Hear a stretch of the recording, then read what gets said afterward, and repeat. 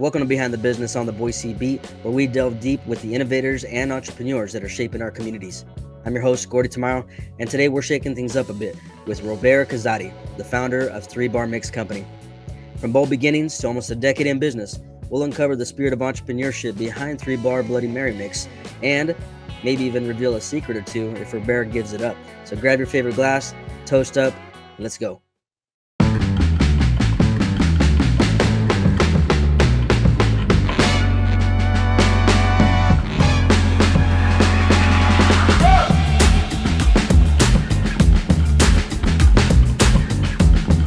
Robert, what's happening? How you doing? Good, Gordie. Good to be with you, man. Thanks for having me. Yeah, absolutely. Absolutely. Appreciate you the time. Well, hey, I want to talk to you a little bit about your entrepreneurial start, and because from what I understood in our last conversation was that you kind of come from a background that's a little bit different, right, than what you're involved in now. You had a family background that was into building, the trades, etc. And so this particular venture that you've now undertaken for I think 9 years, you said you've been in this particular business, is it right? That's right. Yeah. So before that, much different than what you're currently doing right now. How did you go from working in the trades to jump starting into a business that is involved in a totally different sector right now than what you were supposed to, when than what you were used to doing? How did that come about? Yeah, totally. So my story, I am a serial entrepreneur for sure. I tried working for other people and it just doesn't work out very well for me at the end. So I'm just willing to go out there and try new stuff and throw stuff against the wall and see what sticks. And if a project excites me, it doesn't necessarily have to be in my wheelhouse. I'm willing to Mm, give it a shot. yeah, Um, because if you surround yourself with the right people, and you do things for the right reasons and give it 100%, typically good things happen. yeah. So growing up in a construction family, I am a third generation contractor, and that's where I went into business right out of college and ended up starting my own construction company. And then an earthquake happened in Los Angeles called the Northridge earthquake, and that kind of took my business from here to here overnight. Yeah. And things, had a good run.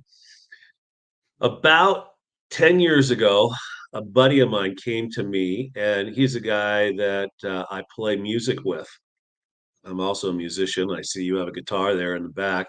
Hmm. I play the bass. Anyway, he says to me, "Hey, Robert, come with me, and I want to drive over to this place in Idaho City, and we're going to have a Bloody Mary." And I thought to myself, and then I said out loud to him, "Why the hell would I do that? Hmm. I don't even drink Bloody Marys." But um, he convinced me to go. And so we jumped in a car, we drove up to Idaho City, and we sat down in this little bar called Diamond Lil's. And it's a place where apparently the bartender who owns that place makes a great Bloody Mary. And people drive from all over the state and the Wow. area, especially on motorcycles when the weather's great, Hmm. to go and have a Bloody Mary at this guy's pad. So we sit down and we have Bloody Marys, and lo and behold, they are delicious. Fine. So my partner, my buddy, says to me, "Hey, people should be able to buy this in a bottle." And I said, "Okay, I agree they should." And he said, "And we should do that." And I said, "Are you kidding me? Why would I do that? I'm a contractor. That's all I know how to do is construction." But he talked me into it after a couple of minutes. And I said, "Yeah, what the hell? Let's give this a shot.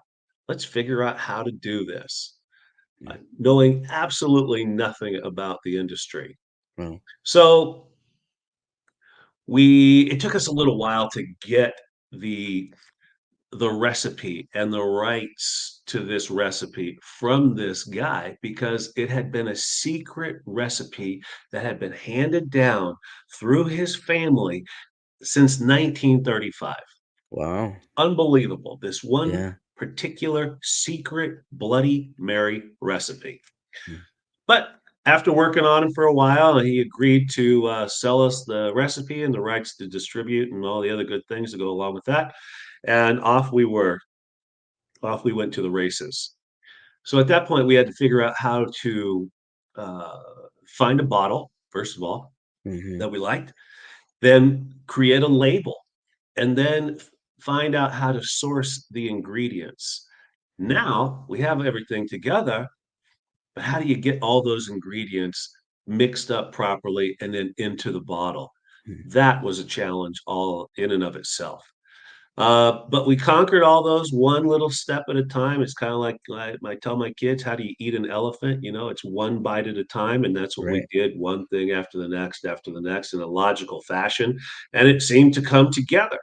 Mm, So we ended up with this little product right here, this 3-bar Bloody Mary mix. And it nice. is a delicious mix. It has 8 premium ingredients, and it is an actual Bloody Mary in a Mm, bottle, mm, non-alcoholic. mhm, So we got all that together and we had to figure out what to do next. And so we decided that we'd start selling this stuff out of the back of our trucks to anybody who would try it. Um, and when they tried it, they bought it. mm, So it worked out really well. And then from there, we did a few Idaho State fairs and really pushed the product out there. Got a lot of people to try it, sold a lot of bottles, and that really helped. And then we got into the liquor store, the Idaho State liquor stores. And then we got into Albertsons, and then we got into Winco. And then wow, we started getting into bars and restaurants throughout the Treasure Valley area. And then we struck a deal with Safeway throughout the state of Washington. And then mm, we picked up a retailer in Texas and in Jackson Hole, Wyoming, and in mm, Chicago and Las Vegas. And it started to grow. wow, And it's still, I mean, yeah, albeit we've been in business now for this is our ninth year. And in all honesty, I bought my partner out a year ago okay. on April 20th. And so the company's all mine right now. Mhm, And hey, we've had some success, but there's still a lot of growth to be mm, had. And that's what I'm focusing on right now. You know, this brand has a fantastic story. I told you that this recipe was established in 1935, but this is called 3-bar Bloody Mary mix. Why? Because this family owned a bar in Jackson Hole, Wyoming in 1935. They owned and operated that business for 30 years. Then they sold that building, moved to Missouri, bought another bar, and mm, lived there for 30 years operating that bar. Again, handing it down through the yep, family, right? This is a family mhm, of bartenders. It's a really sweet story. Then they sold out of Missouri and decided to migrate west. And that's when they settled in Idaho City, Idaho. And mm, that's when I ran mm, into this recipe. So in the last, mm, what is it now, 89 years, yeah, wow, this secret recipe has only been in 3 bars. So okay, it's called the 3-bar mix company and 3-bar Bloody Mary mix. nice. So That's a that's our great story. story. Yeah, that's an awesome story. That's pretty cool to be a part of literary history, right? And for the fact that it Oh, was in the family for that long before it exactly. came into your hands is pretty amazing. That's great. Yeah, exactly. What would you say was like a breakthrough moment for you when after you picked it up, you're figuring out logistics about sourcing ingredients and packaging and how to concoct the mix, etc. I would have to think that that's a huge learning curve because you said, this was something you had to figure out along the way.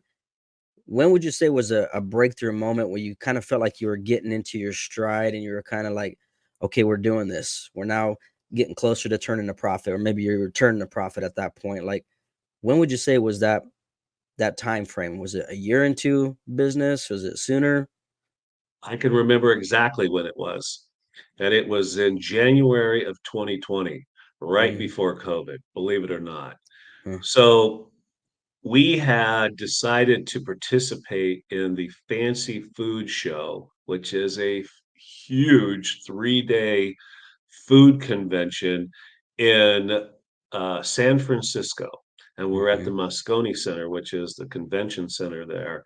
And for 3 days, we were underground in this huge facility with meeting with hundreds and hundreds of industry professionals on every single level. I mean, we were babies. We didn't even know what the hell we were talking about. Mhm. And these people did it for a living, you know? It opened our eyes. Yeah. Um, but we made some relationships there that changed how much money we made, quite Mm. frankly. Why? Because we were buying our tomato juice pre-made. Mm. And hey, I know this probably sounds straightforward and obvious to most people, but I didn't know how tomato juice was made. As it turns out, it's nothing more than tomato paste and water and some Mhm. salt, right? Who Uh-huh. knew? Who knew? Yeah. Well, we were able to source our tomato juice in the form of paste in Mm. 55-gallon drums, which cut our costs on tomato juice by 90%. Mm. Wow. So we went from here to here Yeah. just because we sourced our material from a different direction.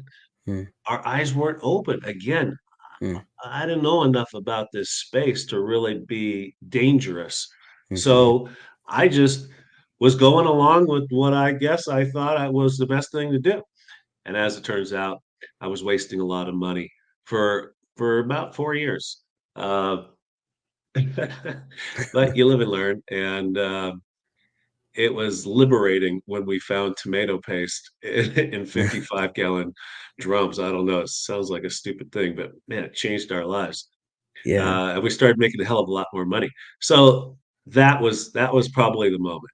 Yeah. That's amazing. You know, you mentioned something just a minute ago about the relationship component, and I think that's a huge piece too that maybe we don't talk enough about, and often what that can do for somebody. Elaborate for me, if you would, on that side of it about building relationships with the right people that can open the right doors, that can connect you to somewhere, or even just give you insight and perspective about things that you didn't even know existed before. Because until you had a relationship in place, you didn't know that it was even possible to jump from where you were to a 55-gallon tomato paste option. So relationships were huge in that. Like, unpack for me the art of relationship building. Well, I think the art of relationship building is simply being humble enough to present yourself and to ask a question. So by that I mean, let me give you an example. So Yeah. we went this was back in this was 2 years before the fancy food show, so this would have been in 2018. And we went to our first food convention in Miami, Florida.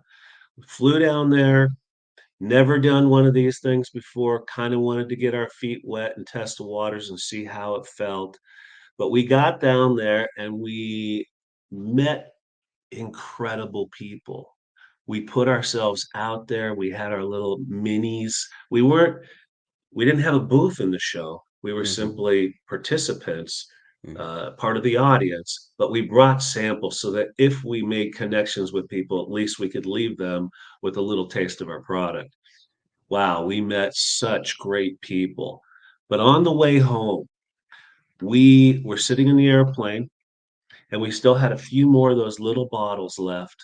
And so my partner, because you can't get a good Bloody Hmm. Mary on an airline, right? Right. Everybody knows that. They serve you Mr. and Mrs. T's and there's nothing to dress it up with and it tastes like crap. Anyway, I digress.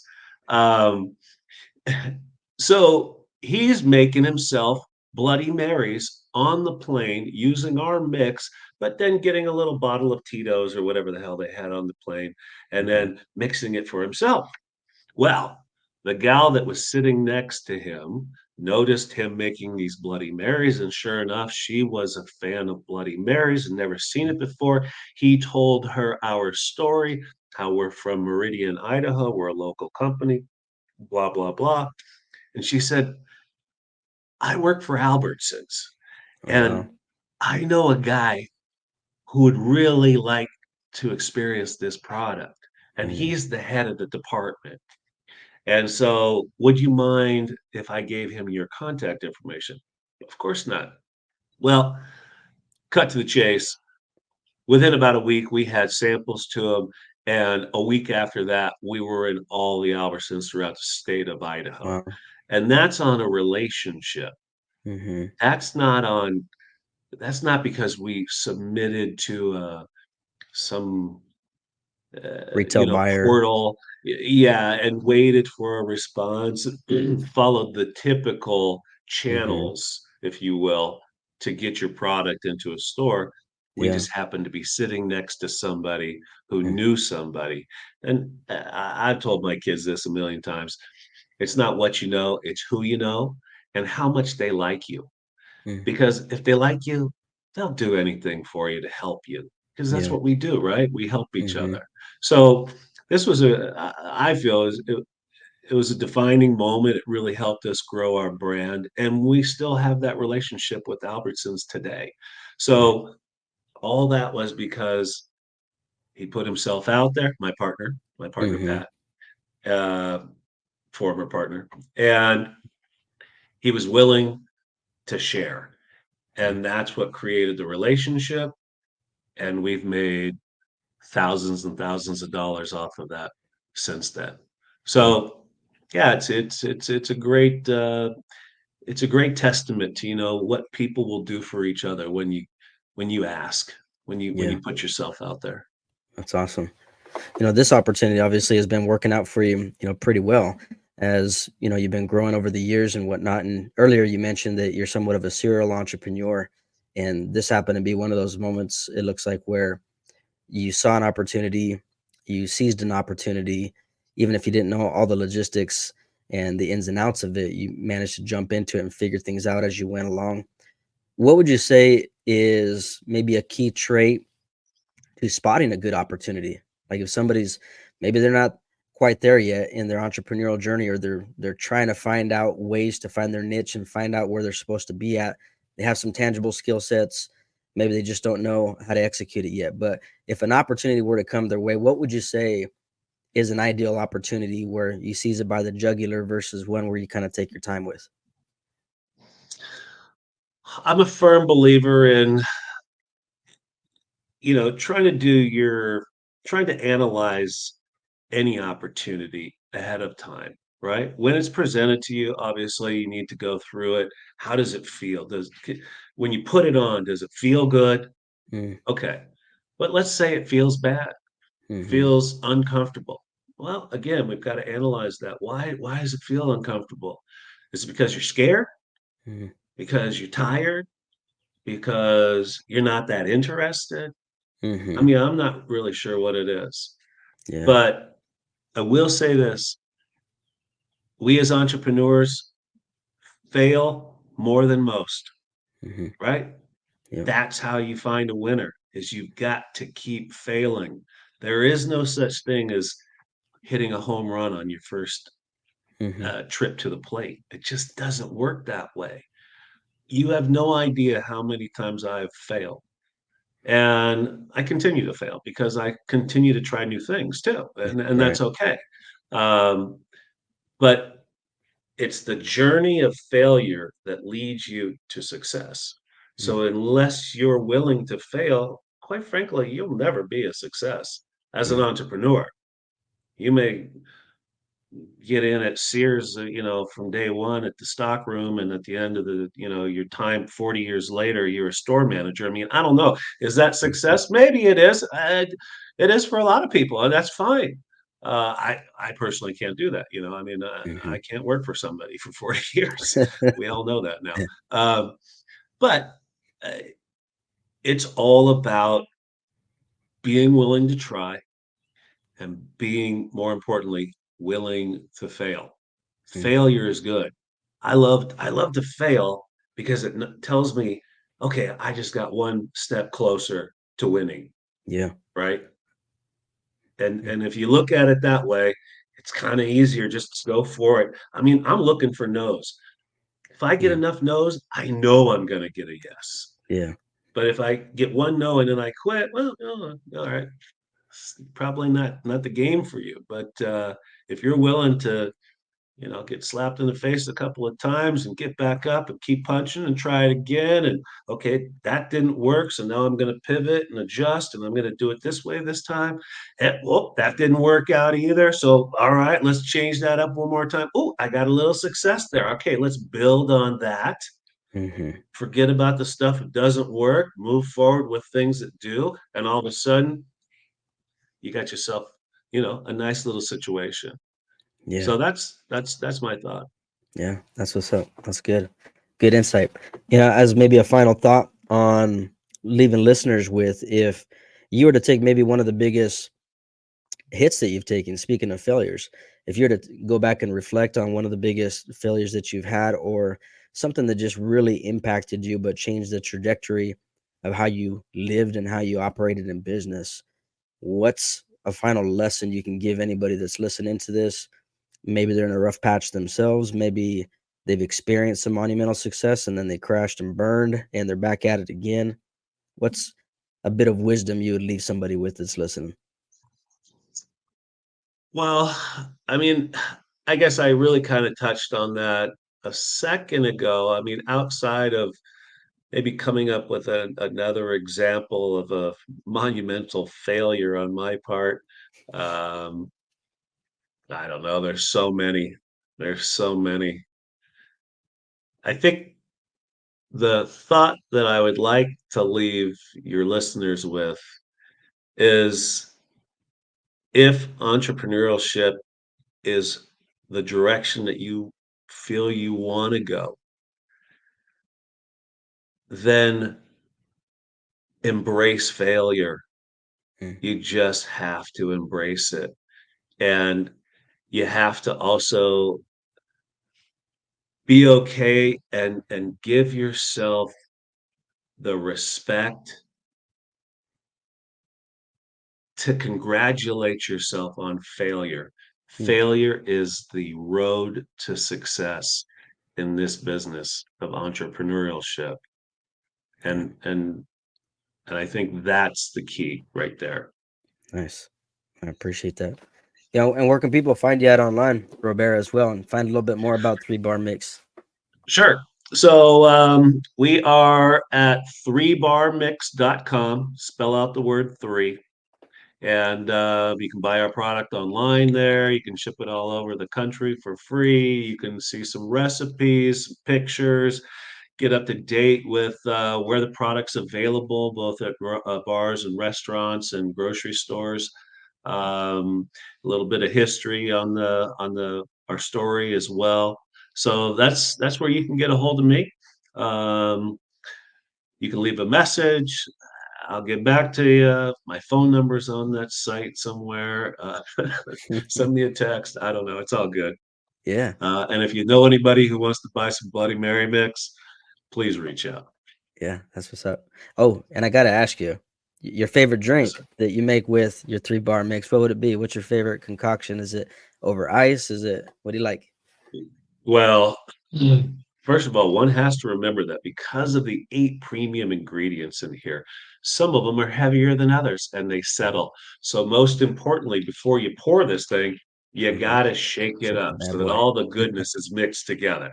Now, Yeah. the way that I like to drink this is I take it and I like vodka. Okay. I'm not going to Mm-hmm. lie. So, I'm about a 50-50 guy. I take a tall rocks glass, fill it up with ice, half with vodka, and top it off with your Bloody Mary mix. Stir that up, maybe throw in a piece of bacon or a Uh-huh. garnish of some sort, but it is delicious just like that. Now, some people like it. You know that if you substitute a clear agave tequila instead of your vodka, that is now a Bloody Maria. Mm-hmm. And ooh, I'm telling you. If you get a nice tequila, really, really good. Adds a little bit more sweet to it. Mm, Um, so I really enjoy that. So yeah, those are my two ways that I like to drink my 3 bar Bloody Mary mix. This is also a great chili starter mm. as well. I didn't even think about Other that. things you can Okay. cook with it. You can marinate with this. Put your meat in a bag and put this in the bag, and then let it set overnight. Oh my gosh, it's delicious. Add it to ground beef, and it makes a great hamburger patty. Wow. Um, Okay. oh, also makes a fantastic red beer. Take Mm, your, I don't know, Coors Light, Keystone Light, some real light beer like that. Take a big swig off the beer, and then pour this into the can. Ay, ay, ay. mm. It is so refreshing. Yeah. Really, you love it. We're gonna have to kickstart a cooking show for you, Robert. We're gonna have Yeah, you demonstrating all the things. Well, I that's appreciate it. next. Thank you so much for jumping on, sharing your insights, sharing your story. It's been a pleasure, Robert. Until next time.